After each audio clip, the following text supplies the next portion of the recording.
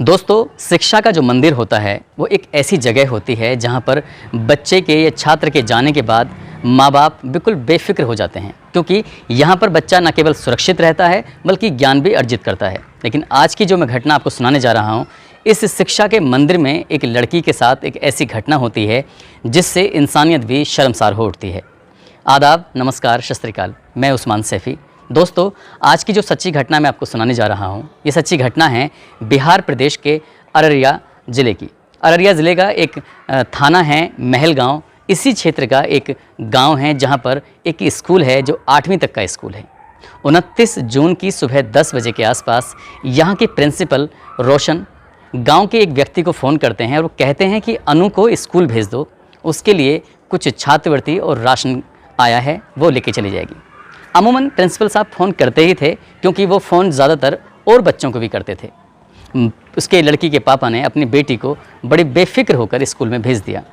वो लड़की स्कूल जाती है और स्कूल जाने के बाद प्रिंसिपल साहब से जाके मिलती है। प्रिंसिपल उसको फर्स्ट फ्लोर पर लेके जाते हैं और एक कमरे के अंदर ले जाते हैं। उसके बाद उसका एक एक कपड़ा उतारते हैं और कपड़े उतारने के बाद उस लड़की के साथ बलात्कार करते हैं। लेकिन ये दिन आज पहले जैसा दिन नहीं था, क्योंकि ये दिन अलग था। 29 जून को जैसे ही वो लड़की अकेली स्कूल जाती है तो उसका एक लड़का गाँव का पीछा कर रहा होता है। यानी कि जहाँ स्कूल है कुछ ही दूरी पर एक पंडित जी का मकान है, उनका बेटा आलोक शर्मा ये लड़की का पीछा कर रहा था और पीछा करता करता उस कमरे के पास भी पहुंच जाता है और वो अपनी आंखों से वो सब हरकतें, वो सब गंदे काम होते देख लेता है जो एक प्रिंसिपल एक छात्रा के साथ कर रहा था। उसके बाद आलोक शर्मा ने शोर मचाना शुरू कर दिया और उस शोर को सुनकर गाँव के लोग इकट्ठा हो गए।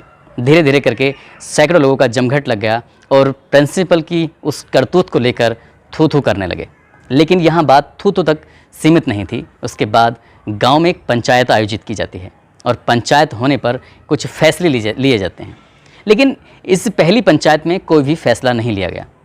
2 दिन बाद फिर पंचायत होती है और उसके बाद फिर पंचायत होती है। तो लगातार 4 या 5 बार पंचायतें होती हैं और जुलाई का पहला सप्ताह भी आ जाता है।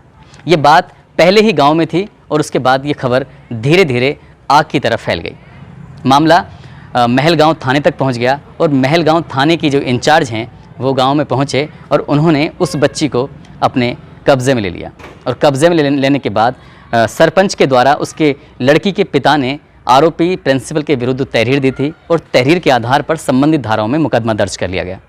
उसके बाद जो होना था इसकी गाँव के किसी भी व्यक्ति ने कल्पना नहीं की थी। जैसे ही लड़की को मेडिकल परीक्षण के लिए भेजा गया तो मालूम हुआ कि वो लड़की लगभग 2 महीने की प्रेग्नेंट है।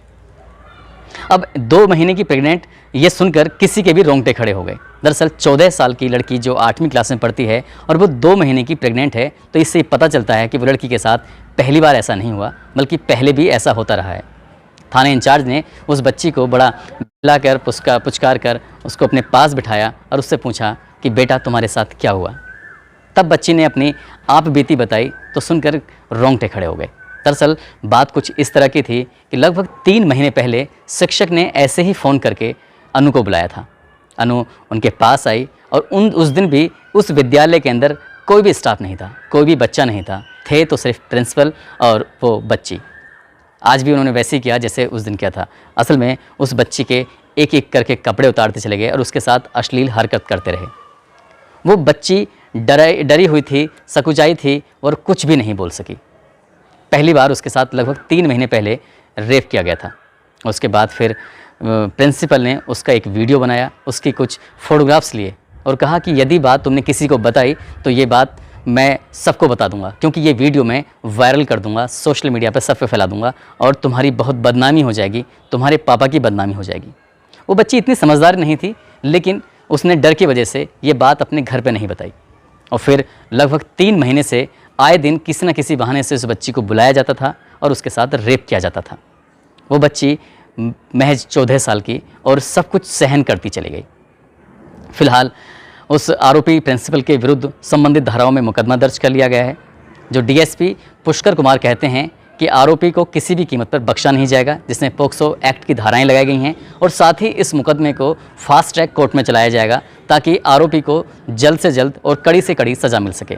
लेकिन सवाल यहाँ पर जो खड़ा हो जाता है वो ये है कि वो 2 महीने की बच्ची उसका गर्भपात कराने के लिए कोर्ट से अनुमति लेनी पड़ेगी, उसके लिए माँ बाप को मनाना पड़ेगा और ये बात बहुत मुश्किल है। ऐसे और भी कई मामले हैं। अभी मैंने बताया था नोएडा का मामला भी ऐसे ही था, जिसमें एक बच्ची अपने भाई से प्रेग्नेंट हो जाती है और उस गर्भपात को कराने के लिए भी कोर्ट से परमिशन लेने के लिए मेहनत की जाती है। ऐसे ही एक मामला अलवर में हुआ था। ये दोस्तों खासकर स्टूडेंट्स के साथ इस तरह की घटनाएं अब ये आम बात सी होती चली जा रही हैं। यहाँ हर माँ बाप की एक जिम्मेदारी बनती है कि वो अपने बच्चों पर 24 घंटे नज़र रखें, कहीं उन पर किसी गलत व्यक्ति की नज़र तो नहीं है, कहीं उन पर कोई गलत नज़र तो नहीं है। ऐसा ना हो कि ये घटना कल को किसी के घर में हो जाए। तो इसलिए आपका सचेत रहना, सतर्क रहना बेहद ज़रूरी है। आप अपना ख्याल रखें, सुरक्षित रहें। जय हिंद, जय भारत।